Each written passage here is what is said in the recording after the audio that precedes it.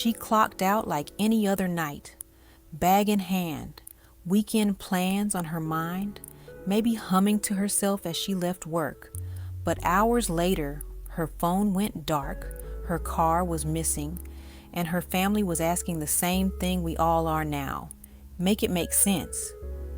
Because the signs, they were right there. 2 cars, 1 plan, 1 young woman who never made it home. Her name was Kada Scott, 23 years old, a Penn State graduate with a heart that worked harder than most people's hands. She owned a small beauty business, helped seniors at a care home, and dreamed of doing more for herself, for her family, for her community. Folks said Kada had that energy that made you stop and smile, the kind of light people remember long after she walks out the room. She had a family that adored her, parents who stayed proud, a younger sister she always hyped up, and an aunt, Bree White, who never stopped believing in her niece, even when others tried to quiet her grief. Bree would later say she already knew who was behind this, that jealousy played a part. People brushed it off then, but looking back, she wasn't wrong to trust her gut. The night Kada disappeared, something moved quietly through Philadelphia, and it started with a black 2008 Hyundai Accent, stolen just a day before she went missing.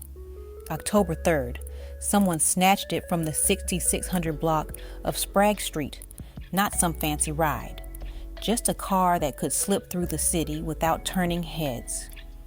By the next night, around 10:30 p.m., that same stolen Hyundai showed up on a security camera at Aubrey Recreation Center, a spot sitting right next to the old abandoned Ada Lewis Middle School. That's about 30 minutes after Kada left work.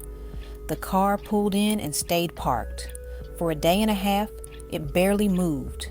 And here's the wild part, and it wasn't alone. A second car was there too. A gold 1999 Toyota Camry belonging to a man named Keon King.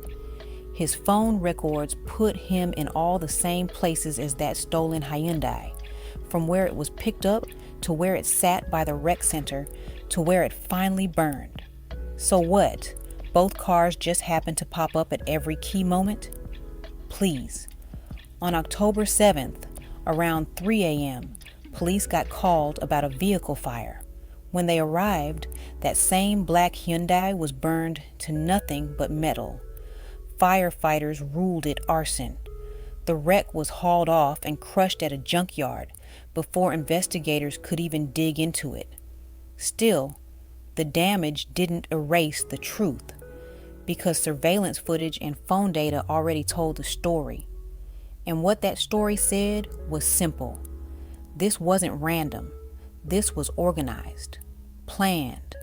2 cars, 1 crew, 1 young woman who crossed paths with the wrong people. Before any of that went public, before arrests, before press conferences, Kada's aunt was online saying 3 people were involved, including a jealous woman. Her words matched details the district attorney would later confirm. At the time, most folks didn't take her seriously, but now that more evidence is out, that early warning sounds more like a map the city should have followed from the start. I would tell you that there's 3 people involved. I would tell you that 1 person has dreadlocks. 2 other people are involved. It's a female. I know 1 female personally, but there's some jealousy things going on. Moving on, things started getting even messier. A young woman named Gabby went viral after posting a video about her connection to Keon King. She said he'd called her before Kada disappeared, asking questions. And he would usually just call me, just to check up and talk. So he calls me and he asks me if I know Kada. And I'm like, yeah, I know Kada. And he's like, oh yeah, I noticed that she lives really close to you. I'm like, yeah, she lived right in the back of me. Gabby admitted she stayed quiet for a couple of weeks because she's, quote, not a cop caller. Then texts between her and a friend surfaced. Messages where the friend said a girl was missing and dead before police even confirmed the discovery. How did that friend know? Who told her? Now, to be clear, authorities have not charged Gabby or named her a suspect. She isn't considered a person of interest at this time, but it does make you wonder how much was already known and by who before the public even realized Kada was gone. What we do know for sure is that 2 cars were working in tandem. Someone stole one, someone drove another, and someone burned it to hide the evidence.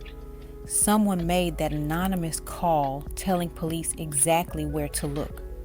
Someone out there helped, stayed quiet, or covered up. And the Philadelphia DA's office says they're still identifying every single one of those people. This wasn't one person acting on impulse. This was a group effort to take, to hide, to erase. And that's why conspiracy charges came down. Because when multiple people move together like that, it's not chaos, it's coordination. The investigation moved fast, but not fast enough for Kada's family. By October 18th, 2 weeks after she vanished, police got a new tip, telling them to go back to Ada Lewis Middle School, the same abandoned place near that rec center. The caller didn't give vague directions. They were specific. So specific it almost sounded like they'd been there before.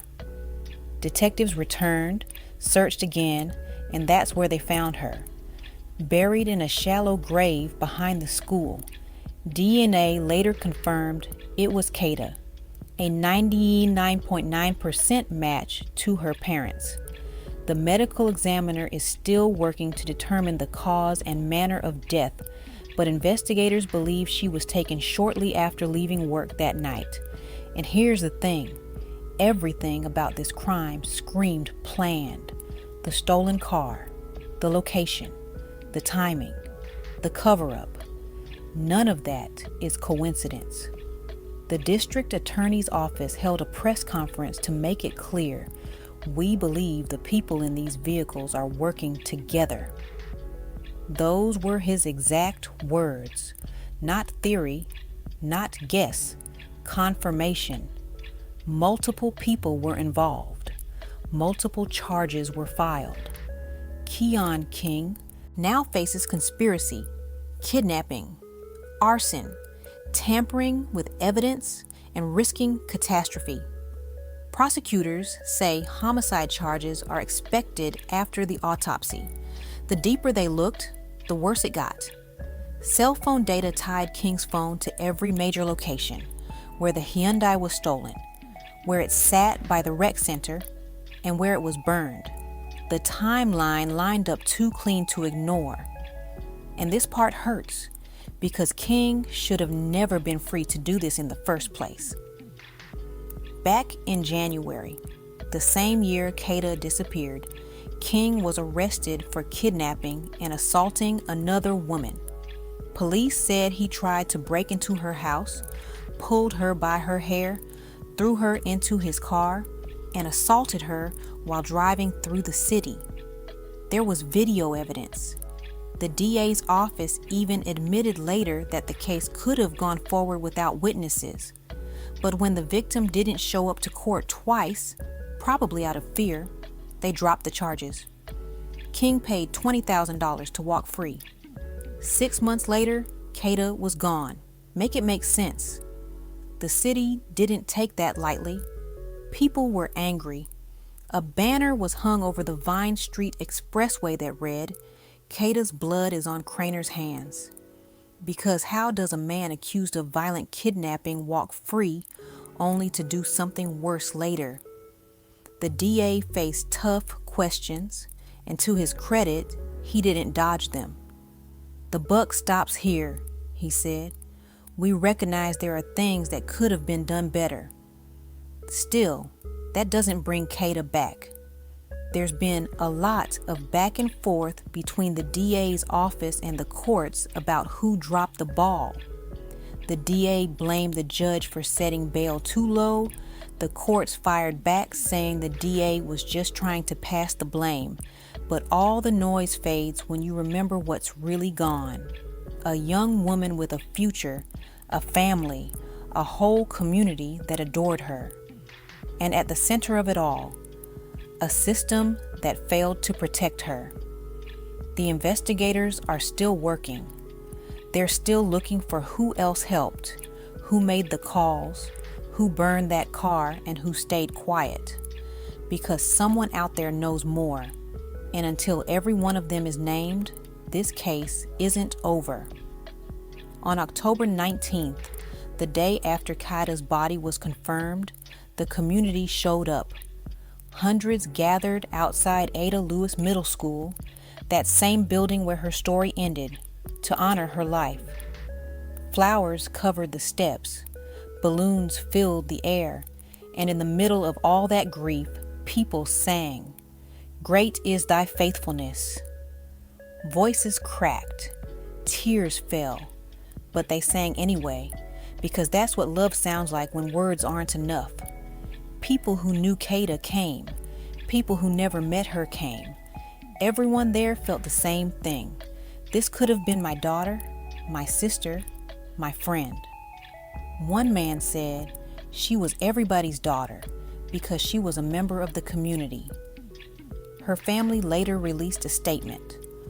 "Our hearts are broken beyond measure," they wrote. Kada was deeply loved. Her light, kindness, and beautiful spirit will forever remain in our hearts. Please honor Kada's memory by showing kindness and care to one another, just as she did every day of her life. That's how you know her legacy still lives. Kada was so much more than a case number. She was a graduate, a business owner, a healthcare worker, a fashion designer, a young woman who believed in doing right by others, even when the world didn't do right by her. Philadelphia City Council members started a donation drive for her family, collecting self-care items, gift cards, and food for her parents and younger sister. They said, if Kada could always show up for others, the least we can do is show up for her. And they did. Council member Cindy Bass even pushed for that abandoned Ada Lewis Middle School to be demolished, saying it had become a place of tragedy that the community wanted gone. The school district is reviewing that request now. Meanwhile, King is still in custody on a $2.5 million bail. Investigators say more people will be charged.